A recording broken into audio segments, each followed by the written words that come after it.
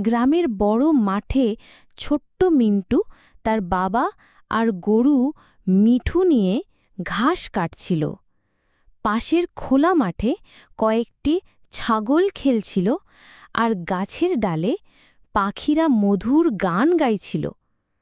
হঠাৎ মিন্টু দেখল এক বাচ্চা খরগোশ হঠাৎ কাঁদতে শুরু করল। সে তার ছোট ভাইকে হারিয়ে ফেলেছে। মিন্টু ভাবল, আমাকে তাকে সাহায্য করতে হবে। মিন্টু আর তার বাবা খুঁজতে লাগল। কিছু সময় পর তারা খরগোশের ভাইকে খুঁজে পেল। খরগোশেরা আনন্দে নাচতে লাগল। তখন মিন্টু বুঝল, প্রতিটি প্রাণীই আমাদের যত্নের যোগ্য। মাঠে থাকা ছাগল, গরু, পাখি সবাই আনন্দে ঘুরে বেড়াচ্ছিল। মিন্টু হাসতে হাসতে বলল, গ্রাম মানে শুধু ঘর নয়, সব প্রাণীর জন্য শান্তি আর সুখের ঠিকানা।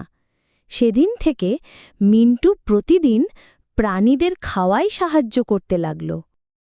আমি যতক্ষণ এদেরকে খাওয়াচ্ছি ততক্ষণে তোমরা লাইক সাবস্ক্রাইব করে দাও।